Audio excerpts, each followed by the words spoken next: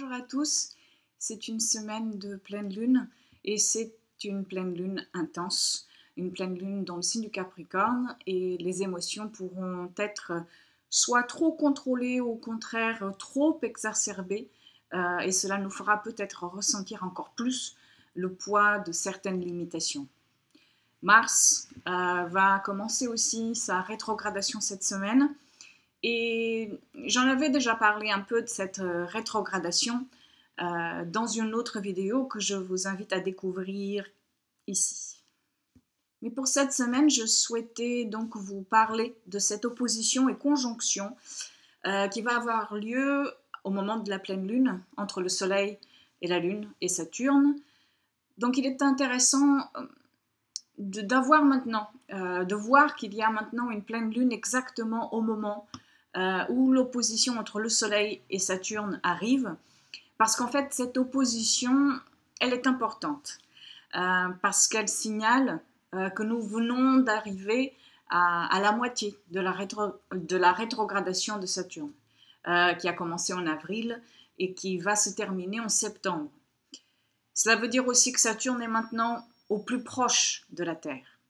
J'ai aussi dernièrement publié un article sur mon blog où je développe un tout petit peu plus sur les rétrogradations planétaires. Je vous invite à venir le lire si cela vous intéresse. Le lien, je le laisserai ici dans la barre d'information. Cette opposition et conjonction à Saturne, avec en même temps une pleine lune, qui va avoir lieu dans l'axe Cancer-Capricorne, l'axe des structures. Cela vient éveiller en nous la nécessité d'une mise en lumière de ce que l'on a acquis, de ce que l'on a construit et sur lequel nous nous sommes définis dans la société, d'une part, Capricorne, et ou alors au sein d'une famille, Cancer, par exemple.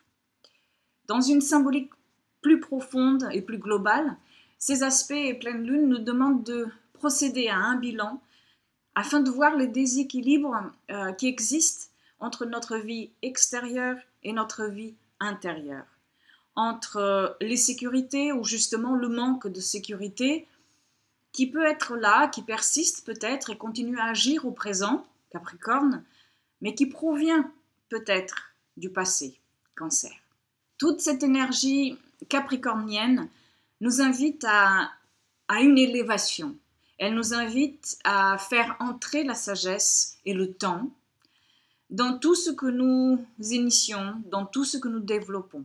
Elle nous invite aussi à travailler sur les émotions et à ancrer l'essence de ce qui nous anime. Le Soleil opposé à Saturne pourra être perçu par certains comme un test, car dans sa rétrogradation actuelle, Saturne nous a déjà donné des possibilités de mettre en route un travail intérieur profond depuis le mois d'avril. Saturne rétrograde nous ramène toujours à la nécessité de trouver un ordre et une sorte de maturité qui prend toujours racine dans l'humilité. Le travail dans Saturne rétrograde est celui de nous amener au noyau fondateur, sans artifice et détaché de l'extravagance et des puérilités de l'ego. Alors chaque année, ce travail se fait pour nous tous pendant la rétrogradation de Saturne et dans l'énergie du signe et maison que cette planète traverse. Maintenant, la pleine lune, au moment de cette mise en lumière qui se fait par la projection solaire de l'opposition, nous permet de mettre en évidence ce qui a peut-être réussi déjà à traverser, mais aussi ce qui n'a pas pu traverser ce premier test ou phase de croissance. Et parce que la lune est conjointe à Saturne, les thématiques de rejet, d'abandon, d'isolement, de ne pas être ou de ne pas faire assez, pourront maintenant revenir à la surface et être plus présentes si nous ne renforçons pas nos bases sécuritaires émotionnelles. Car la pleine lune nous demande de passer au stade suivant, celui d'accepter qu'une fin, qu'un aboutissement aussi, ou qu'une transformation, ou encore un lâcher-prise pourront venir à nous bientôt ou dans les mois à venir. Et cela nous fera comprendre que c'est nécessaire parce que cela nous fait gagner en maturité et nous fera rebondir après par la suite. Saturne et la Lune instillent en nous la persévérance, la fidélité, la maîtrise de soi, la force de l'engagement et la focalisation.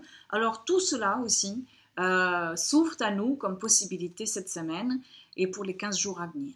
Et puisque Mars commence sa rétrogradation cette semaine, notre énergie et direction seront en train de changer de cap dans les prochains mois et nous aurons très certainement à intégrer aussi plus d'indépendance, plus d'autonomie. Et c'est une raison de plus pour accueillir le cœur grand ouvert, les énergies de saturniennes, du temps, des responsabilités qui seront les nôtres et la sagesse de la structure toujours proposée par Saturne. Car l'ambition et la stratégie pourront être plus présentes cette semaine et continuer avec nous pendant la rétrogradation de Mars.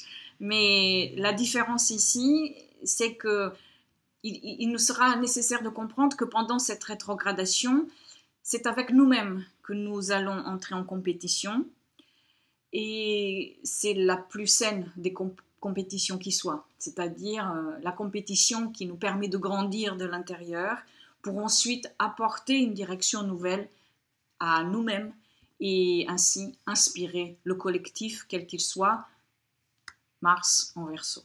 Si vous avez des planètes personnelles ou points ou angles de votre thème entre 4 et 7 degrés des signes cardinaux, c'est-à-dire Bélier, Cancer, Balance, Capricorne, vous pourrez peut-être ressentir plus fortement ces aspects.